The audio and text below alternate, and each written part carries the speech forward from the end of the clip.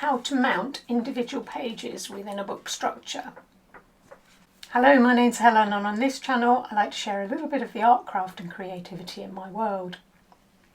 Recently I attended a workshop where we were making the Heidi Kyle Blizzard and Crown books, and this is not a structure I've investigated in the past, but yeah, an interesting one. And so I came home with lots of ideas of, okay, how can I push this further? How can I incorporate this? How is this going to be useful to me?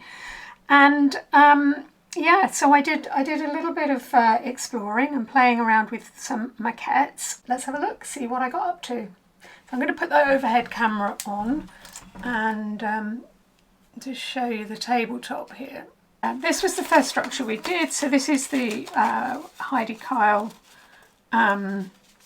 Blizzard book, and a little bit modified because our paper wasn't wide enough, but in I think Heidi's instructions these 2 points overlap a little bit, but essentially it is useful for just tucking in oh my god, I need all the pieces of paper, and just by tucking in cards. And that's a little bit, oh no, it's not, into there. And you can also use it to tuck in a folded section if that was the same size. So yeah, it holds pages very well. It's a lovely robust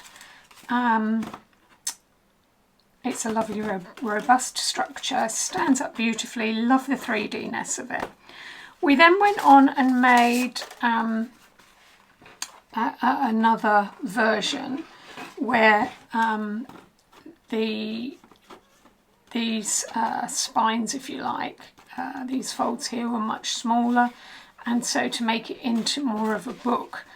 In Heidi's instructions, I've added a hard cover on mine. In Heidi's instructions, I think the paper that this is all folded from, the cover extends out, folds down this foredge, and then tucks back into this section here. So essentially the cover is two pieces of, two layers of the original fold paper.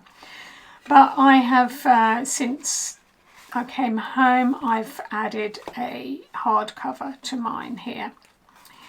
This holds a concertina.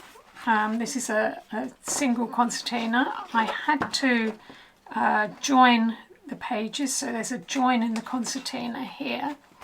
So it does hold a very long concertina, so your folds are the 4 edges of your pages, and it opens beautifully as a on the table like that, and it also opens beautifully like so. So if you wanted to exhibit or have on your bookshelf your open book to show your pages, this is a lovely structure to do this. But what I wanted to, there was a couple of things I wanted to work out from this structure. One of them was how big a structure can I make with different sized pieces of paper. So I had a play with a maquette. So I used, this is a standard piece of A4 paper, and I worked out, okay, how big could I make a book if I used a piece of this. And so I cut it in half lengthways, and I folded my concertina, which is the first stage of this structure. And so that centre section there is my spine section, and I've left tabs on the end to attach a cover to. So that's essentially gluing sections. So how big a book could I make from using an A4 piece of paper? And this is the size that I came up with. I need to take those out of there for the moment because I'll show you those in a minute. So this is the size I came out up with. So that's my centre concertina. Should I put it on here and you can see it? Maybe contrast is a bit better. This is my centre concertina, which is creating the fold areas where I can attach my pages, and the spine, and I have attached a cover, just a folded piece of paper, onto my tabs at the end.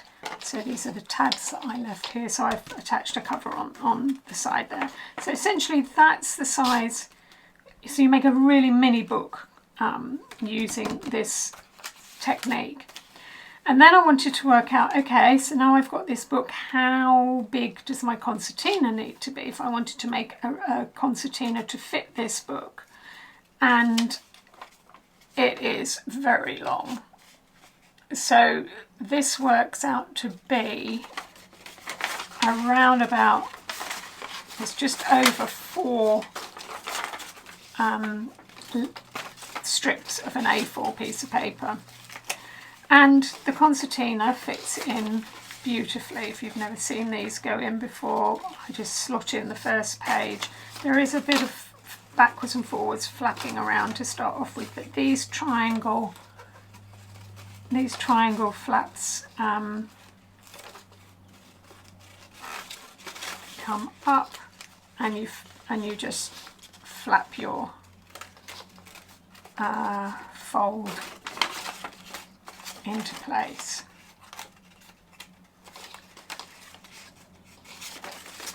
Works beautifully. It holds lovely once it's all in place.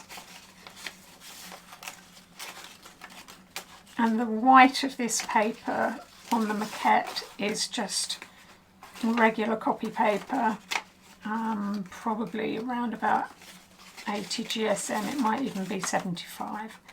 So it's not heavyweight paper that I've used here, but it does hold the concertina really well.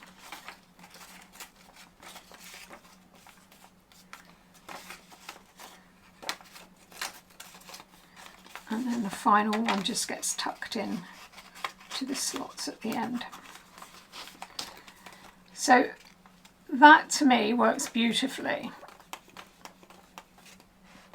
But I wanted to then explore, okay, could I use this structure, use that same structure to mount individual pieces of paper. So as you can see, these are some of my prints. So I collected together 16 of my cats and thought, okay, how am I going to join these together to fit into this book? And again, working on a maquette that is kind of similar size to this one, I played around with, could I make a strip that is essentially the same sort of format as this, but it would act as a fore-edge strip. Now this isn't quite exactly the same as this book because the zigzag that I've used is slightly wider, so I think this is 2 centimeters. So yeah, this is 2 centimeters or 4 centimeter pieces of piece of paper, whereas this, the zigzag, is around about, what's that, 1.4. So I would need, if I wanted to match those along the top, I would have to have them a slightly narrower zigzag. But essentially I was playing, and I created, for want of a better term, photo corners for the edge here, for the fore-edge, which I'm going to go over top of, whether it will work, I'm going to go over top of the concertina, which then slots into the pages here. So could that work? So I played with that a bit more, and I did so I'll show you how this works. So this is just basically a strip of paper. If you want it the same as your book, you need to have it the same height.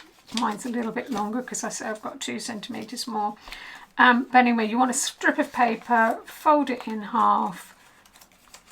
You're then folding your triangles and then folding those triangles back on themselves and then back on themselves. And that creates a fore-edge strip which has got your photo corners in. So, yep, I took that one step further and I made, like this one here, a hardback cover, folded spine